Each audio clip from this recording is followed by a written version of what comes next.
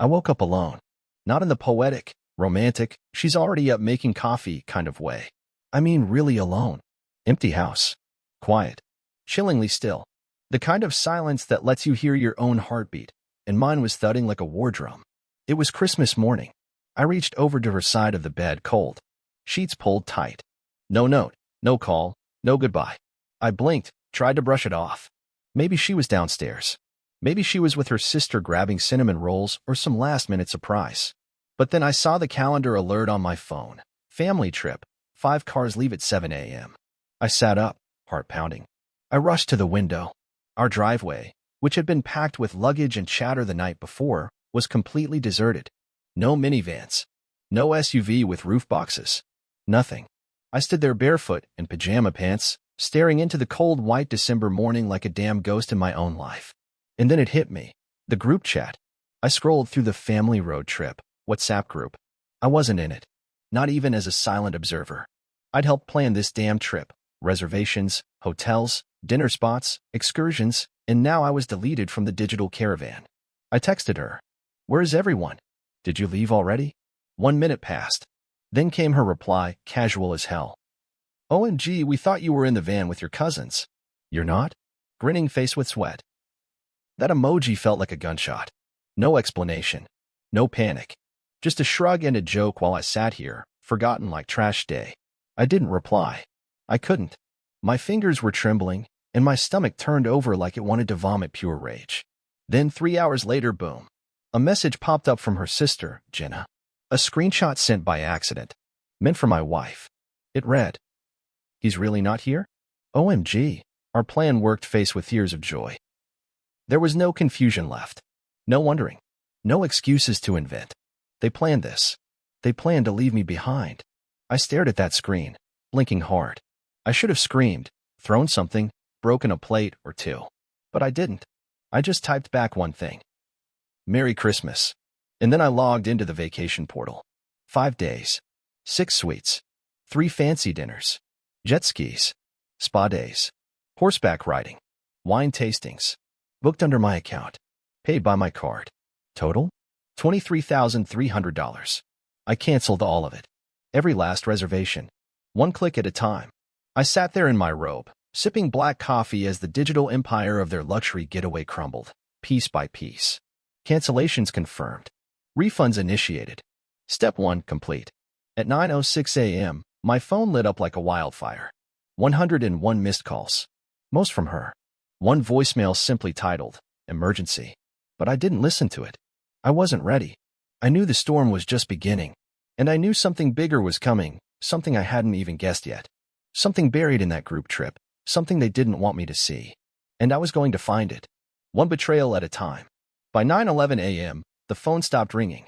Dead quiet again. And then came the messages, back to back to back. First from my wife, Emily. Babe, what the hell? Why would you cancel everything? The kids are crying. Everyone's stranded at the hotel. You're being petty. We thought you were coming. Honest mistake. That last one twisted my gut. Honest mistake? You don't accidentally delete your husband from a group chat. You don't forget to wake him up when you're rolling out with 19 people. You don't forget someone who booked the whole damn trip. But what really did it? What really pushed the knife deeper into my spine wasn't her. It was her mother. Her message came next. This is why we didn't want you there. You're unstable. You ruin everything. And that's when it became clear. It wasn't just Emily. It wasn't just her sister. It was all of them. They'd been talking, plotting, smiling to my face while scheming behind my back. Like a damn performance. Like I was the clown they dressed up for display when it was convenient, then tossed out when the show was over. I still hadn't said a word to any of them. I just read, absorbed, let the fury carve itself deep into my ribs. I wasn't about to scream. No, that's what they expected. I grabbed my laptop. I went into our shared email account, the one Emily always forgot I had access to. She thought she was smart. She always told me I was too trusting and not techie enough. Well, turns out I didn't need to be techie to spot the truth. There it was. An email chain. Labeled under her travel folder, but it wasn't about flights or hotels. It was about him. A guy named Sean. Subject, room upgrade confirmation, king suite, just as red heart. That one hit me like a brick. I clicked the thread. Dozens of emails. She forwarded him the booking confirmations. Told him, "Don't worry, my husband won't be on this trip. It's family only winking face dot." She even told the hotel staff in advance not to mention his name at check-in. Photos too. A hidden album linked to her Google account. Private. Labeled Family Trip 2024. But I cracked into it. I had the password. It was our wedding date. She used our wedding date as the password to a photo album of her cheating on me. There they were. Emily and Sean, laughing by the pool, his hands on her hips. Her in the bikini she told me she only wore at home. Candlelit dinner selfies. One of them in a bathrobe, champagne in hand, in my upgraded suite. My mouth went dry. I wasn't angry anymore. I was numb. I didn't even know who she was. This wasn't the woman I married. This wasn't the Emily who cried during our vows, or held my hand through my dad's funeral, or kissed me every morning before work like I was her whole world. That Emily was dead. This woman was a stranger with my last name and my credit card. So I did what any man with a spine and enough broken pride left would do. I took screenshots. Dozens. Labeled each. Organized the timeline. Built a folder. Proof. Then I wrote a simple email to every member of her family. Subject: what you missed while ditching me. Attached: every screenshot. Every reservation. Every line of proof. Every photo of her and Sean. No caption. No explanation. Just evidence. By 10:30 a.m., my phone blew up again. This time, no one was angry. They were panicked. I watched as the messages flooded in. Her sister: I didn't know. Please don't send this to mom. Her aunt: Jesus Christ, we thought you were just being dramatic. Her cousin: bro, you okay? Then Emily: you went too far. We can fix this. Let's talk. Please. I'm sorry. I stared at that last one. Sorry. Not for lying. Not for cheating. Not for humiliating me. She was sorry she got caught. And that was when I finally stopped feeling numb. I started feeling cold. The kind of cold that comes before a storm. Because I knew what step 2 was. And Emily? She wasn't ready. I waited until the afternoon. Not because I needed time to think, but because I wanted them to sweat. I wanted that entire entitled family, every last one of them, to sit in their luxury lobby, holding bags and broken plans, whispering, blaming, unraveling. I pictured Emily pacing, phone in hand, biting her lip like she always did when she got caught, trying to craft a lie that didn't sound like a lie. And Sean? I imagined him sitting by the bar, trying to act calm, sipping his third whiskey, pretending like this wasn't all his fault too. They thought they could outplay me. But they didn't know I had already moved to step 2. At 1:22 p.m., I called the bank. Told them my card had been compromised. All purchases made over the last 3 days? Flagged as fraud. Especially the jewelry store bill for the $3,800 bracelet Emily bought for her mom 2 nights before the trip. And the $900 dinner she charged while I was home alone reheating frozen pasta. The bank froze the card. Reversed the transactions. Started an investigation. By 2 p.m., she couldn't even buy a coffee. I still hadn't spoken to her directly. Not even once. She kept texting. Kept calling. Even started using other people's numbers, her sisters, her cousins, even her mom's landline. I ignored them all. Then came the knock at my door. I checked the camera feed. It was Emily's brother, Matt. I opened the door slowly, letting him stand in the cold for a few seconds longer than necessary. He looked miserable, like he hadn't slept, hadn't shaved, hadn't processed what hit them. His voice was low, almost apologetic. Man, look, I didn't know. I swear. I thought this trip was just a last-minute thing for the family. I didn't know she was planning to bring that guy. That guy. He couldn't even say Sean's name. I looked him dead in the eyes. You drove one of the vans, Matt. You didn't think it was weird your brother-in-law wasn't with you on Christmas morning? He fumbled. Shrugged. I just thought maybe you were flying in later. Lies. Weak, useless lies. Same as all of them. I want my garage key back, I said. That caught him off guard. What? You heard me. You and your dad still have keys to my place. I want them back. Now. He blinked. You're serious? I stepped outside, barefoot in the snow, inches from his face. Dead serious. The show's over. The family you all pretended we had? Burned to ash. He didn't argue. He pulled the key off his ring and dropped it into my palm. Then turned and walked back to his car without another word. I closed the door and locked it. I wasn't done yet. I went upstairs to the closet. Pulled out the black duffel bag I hadn't touched in 2 years. Inside were all the documents she thought I didn't keep, birth certificates, marriage license, house deed copies, bank account statements. And at the very bottom, a folder marked prenup. Emily forgot about that one. She used to joke that signing it was just a formality. Something her parents pushed me to do because you never know. Turns out they were right. You never know when someone's going to try to screw you over. I opened the folder, reread the conditions. Clause 6. Infidelity on part of either spouse results in forfeiture of all jointly held assets to the betrayed party. I smiled for the first time all day. She cheated. I had proof. Dozens of files. Witnesses. Photos. This wasn't just revenge anymore. This was justice. I called my lawyer. He picked up immediately, old friend from college. I told him everything. He didn't even sound surprised. I'll get the paperwork ready, he said. Let her trip in before we serve it. No need to interrupt the vacation. Let her soak in every second before the hammer drops. We hung up. That night, as I sat alone eating the Christmas roast I'd prepped for 19 people, I finally listened to the voicemail. Emily's voice cracked with fake emotion. Baby, please, we didn't mean for it to happen like this. I got confused, okay? Things have been tense between us. I didn't know how to tell you. Sean makes me feel alive, but it doesn't mean I don't love you too. That last sentence, that one pushed me over the edge. I poured myself a glass of whiskey, sat in the quiet of my own house, and made a list, not of revenge, of rebirth. Because this wasn't the end of something. This was the beginning of who I was about to become. The trip lasted 4 more days. I didn't say a word to her the entire time. No replies. No explanations. No fights. Just silence. The kind of silence that burns more than any scream ever could. By day 2, Emily stopped sending messages. The desperation ran dry. Her family went from chaos to silence. They had no way of knowing what I was planning, and that was the point. I wanted them guessing, turning on each other, wondering who gave me access, who leaked the photos, who ruined Christmas. I stayed home, cleaned the house. Not out of boredom. Out of purpose. Every framed photo of her gone. Her bathrobe in the bathroom? In the trash. Her perfumes, her books, her favorite blanket on the couch, boxed up, taped shut, labeled for delivery. I even emptied her side of the closet. The silence of hangers rattling against each other felt poetic. On the 4th night, at 11:43 p.m., the front door clicked. I knew the sound, the hesitation.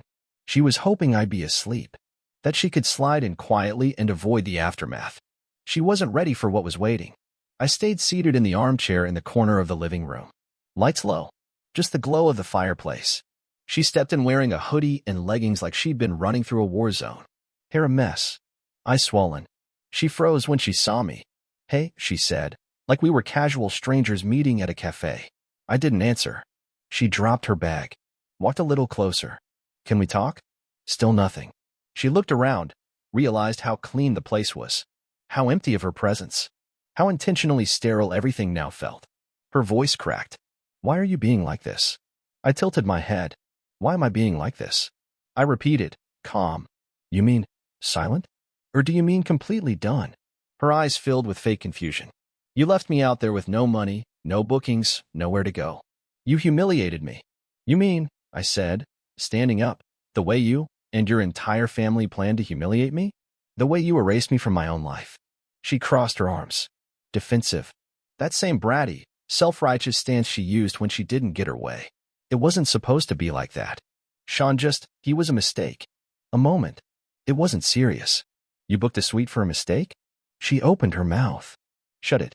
I walked past her, headed to the kitchen, poured myself a glass of water. Calm, slow. She followed, voice sharper now. Okay, you want to be dramatic, fine. But don't act like you were some perfect husband. You were boring. Predictable. You stopped trying. There it was. The twist of the knife. I turned around and looked her straight in the eyes. So your solution was to screw a guy you barely knew in a hotel I paid for, during a Christmas trip, with my entire name on every booking? She flinched. Not from my tone, but from the truth. I set the glass down. You know what the worst part is? I asked. It's not the cheating. It's that you dragged your whole family into it. The lies. The cover-ups. The arrogance. She snapped. It's my family. They had my back. I smiled. Not anymore. She blinked. What do you mean? I walked to the drawer. Pulled out the printed papers, every email, every photo, every forwarded message. Drop them on the counter between us. They know everything. And so does Sean's wife. Her face lost all color. You're lying. Check your phone. She pulled it out. The screen lit up. Dozens of messages. From her mom. Her sister. Sean. His wife. His wife's lawyer. She backed up. Sat down like the air had left her lungs. I stood over her. This is the last time you step foot in this house. Her eyes filled with tears. Where am I supposed to go? I don't care, I said flatly. That's not my problem anymore. She tried one last time. I made a mistake. We can fix this. We can go to therapy. I'll cut him off. I swear. I leaned in close, calm as ever. You made a decision, and now I'm making mine. She looked around, like suddenly realizing this wasn't her home anymore. Like every wall was rejecting her presence. Then she did something pathetic. She started crying. Loudly. Ugly. Like someone who finally understood they weren't in control anymore. But I felt nothing. No pity. No guilt. Only peace. She left an hour later, bags in hand, sobbing on the porch. I closed the door slowly. Locked it. And for the first time in years, I finally felt free. The next morning was quiet. No buzzing phone. No doorbell. No echoes of her voice in the hallway. Just sunlight bleeding through the curtains and the sound of my own breath. It felt like standing at the edge of a cliff and realizing you don't fear the fall anymore. I spent the day working through the logistics. I canceled the joint gym membership, closed the shared credit card, and rerouted the mortgage payment through my personal account. I called her employer, politely asked that all future mail be redirected. I even notified the vet to remove her name from the file for our dog. Systematically, I erased her from every corner of my world. What surprised me wasn't how easy it was. It was how satisfying it felt. I went room by room, tossing what little remained of her. A scarf still hanging on the coat rack. A bottle of dry shampoo on the bathroom shelf. A sticky note with a smiley face stuck to the fridge, saying buy almond milk. That smiley face almost got me. For a second, I stood there, just staring at it. And then I ripped it off, crumpled it in my hand, and let it burn in the kitchen sink. No tears. No flashbacks. Just fire. By the third day, the lawyer called. The papers were ready. I didn't ask for anything extra. No spiteful demands, no clause out. Just what was mine, plus enforcement of the infidelity clause. The prenup was airtight, and she had signed it willingly. There was something beautiful about that moment, sitting in the same spot where we'd once lit candles and talked about building a life together, now calmly reviewing documents that ended that life. I signed everything, and then I made a call I'd been putting off. Her father. He answered on the third ring, his voice low, tired. I didn't wait for pleasantries. I'm sending over the divorce papers. I'd prefer it be done quietly. No drama. He sighed. I don't blame you, son. That word, son, hit differently coming from him. He'd once told me I was the best thing to happen to Emily. He called me the rock of the family. And now? Now he just sounded sad. None of us knew about Sean, he continued. I swear. I thought this trip was about healing, not hiding. I believe you, I said. But belief changes nothing now. He didn't argue. The call ended with a quiet, awkward goodbye. And that was it. The final thread to that entire web of lies cut clean through. I slept better that night than I had in months. The following weekend, I took a drive out to the lake. A place we'd once gone to during happier years. I thought it might hurt. That maybe I'd break down or drown in the memories. But I didn't. I stood there on the dock, wind cutting through my jacket, staring at the frozen water, and I just breathed. Deep. Slow. Free. A couple passed by, laughing with their kid. The man had a camera slung around his shoulder, the woman pushing a stroller. They looked real. Raw. Like people who chose each other every day. Not like us. Not like what we'd become. I didn't envy them, but I respected them. And that's when I knew I was healing. Not just from the betrayal. From the blindness I'd let myself live in. The convenience of pretending things were fine. The fear of confrontation. The slow suffocation of dignity. Emily didn't just cheat. She exposed what I had ignored for far too long. The signs had been there, less affection, more nights out, sudden silences in the middle of conversations, fake smiles, and mechanical kisses. I just didn't want to admit it. I didn't want to believe that the woman I married could be that woman. But she was. And now she's gone. For good. Not just from my house. From my soul. I stood on that dock for hours, until the sun dipped low behind the hills, the wind turned sharp, and my hands ached from the cold. Then I walked back to the car, turned the key, and headed home. My home. Clean. quiet. And finally, mine alone. ChatGPT Powie Edziel. The divorce was finalized 2 weeks later. No court battle, no objections, no drawn-out negotiations. Emily signed the papers without comment. She didn't even ask for a meeting. Just a text that said, "I hope one day you'll forgive me." I didn't reply. There was nothing left to say. No words that could glue together what she shattered with a single plan. One trip, 5 cars, 19 people, and a group chat that excluded me like an afterthought. Or maybe not an afterthought at all. Maybe the goal was always to remove me. Either way, it worked. Just not the way she hoped. Her world shrunk after that. I heard through a mutual acquaintance that Sean's wife filed for divorce the same week I did. His company, some boutique financial firm in Boston, dropped him within days after she leaked the photos. Emily moved in with her sister temporarily, then vanished from social media. Radio silence. No Instagram stories. No happy posts. Nothing. And that silence? That was the most honest thing she ever gave me. Meanwhile, I moved on, not in the movie cliché way where someone suddenly finds new love and everything turns magical overnight. I moved on in the real way, day by day, habit by habit. I went back to the gym, changed the living room layout, picked up boxing again, started sleeping through the night without waking up expecting her beside me. The house even smelled different now. No more perfume clouds in the bathroom. No more lavender body lotion soaking into the pillows. I replaced her scented candles with pine wood and leather. I kept the dog. He adjusted faster than I did. One night, as I sat by the fire sipping scotch, I found myself going through old photos. Not to mourn, but to look truth in the face. I saw the fake smiles, the strained hugs, the eyes that stopped looking at me like I mattered. We looked perfect. We weren't. One image stood out, our first anniversary.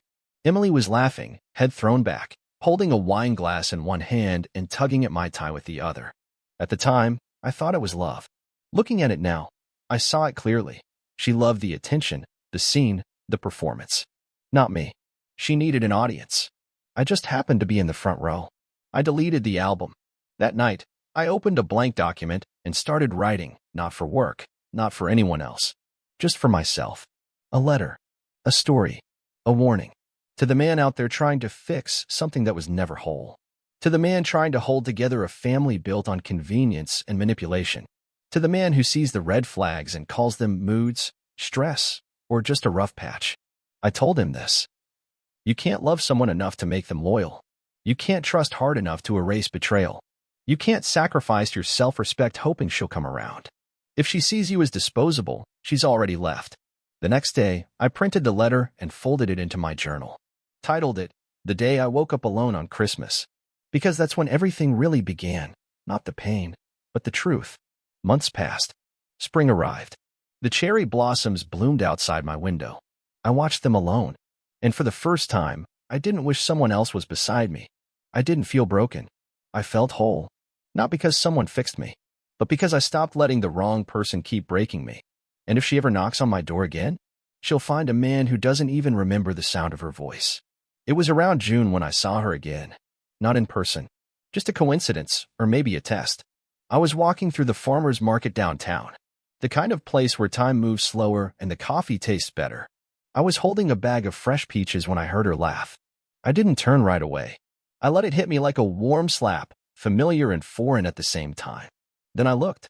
She was standing by a flower stand, smiling wide, leaning too close to some guy who looked 10 years younger and 20 IQ points lighter. He was holding her phone, showing her something, and she was laughing like nothing had ever gone wrong in her world. Her hair was shorter. Her eyes had that same glint of performance. She hadn't seen me. Or maybe she had and just didn't care. Maybe she assumed I'd look away, disappear, shrink. But I didn't. I stood right where I was, watched for a moment, took a deep breath. Then I turned and walked away. No panic, no bitterness, just distance. That was the final closure, though I didn't realize it until I got back home. I set the peaches down, sat on the balcony, and let the silence settle in. Not the silence of emptiness, but the kind that brings peace, clarity. I had survived something. Something worse than betrayal. I had survived believing in someone who never truly saw me. That kind of survival isn't loud. It doesn't get applause. It just quietly reshapes the way you walk, the way you speak, the way you decide who gets to stand close to you. In the months that followed, my world expanded. I started reading again actual books, not just articles. I traveled alone for the first time in years. Arizona, then Denver, then Italy for 2 weeks with nothing but a backpack and a camera. Strangers became stories. Moments became memories. No one asked me if I was married. And I didn't offer an explanation, because I wasn't healing anymore. I had healed, not in the cliched, glossy way, but in the honest, sometimes ugly, always real way. There were nights when I still felt the ghosts of our arguments. Mornings when I remembered her hands, her scent, the way she used to hum in the kitchen. But those memories stopped hurting. They just existed, like echoes from a different life. A man I once was. A woman I once trusted.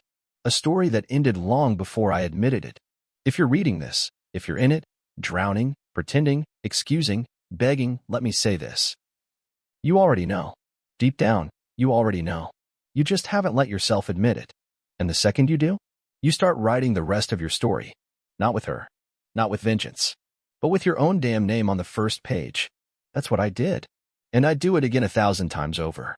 By the end of summer, I barely recognized the man I used to be. Not in the mirror. I looked the same, more or less. Maybe a bit leaner, a bit more sun-worn. But inside, the softness was gone. Not my kindness, that stayed. But the softness that made me easy to overlook, easy to dismiss, easy to betray, that part had burned out of me. I didn't hate her anymore. That surprised me the most. Hating her would have been easier. Would have given me something sharp to hold on to. But instead, all I felt was a kind of pity. Not just for her, but for what she gave up. I was never perfect. Never claimed to be. I had my flaws, long work hours, maybe too quiet at times, slow to notice when things started slipping. But I never lied. I never hid.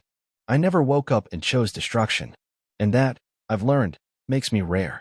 Most people can't handle steady love. They crave chaos because it makes them feel alive.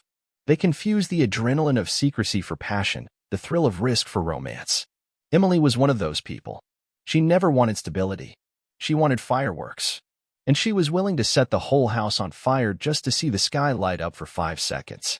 Let her have her ashes. I was building something new now, something real. It started small. I joined a weekend hiking group. Nothing intense. Just people who wanted to walk and talk without pretending. No small talk about weddings, no fake smiles. Just silence when needed and laughter when earned. One weekend, a woman named Claire joined us. She wasn't flashy. Didn't try to stand out. She wore old boots and packed peanut butter sandwiches for everyone. She didn't flirt. She just listened, and when she spoke, it felt like flipping to the next page of a book you actually cared about. We hiked next to each other for miles before either of us said anything more than hey. Eventually, she asked, "So, what brought you out here?" I thought about lying.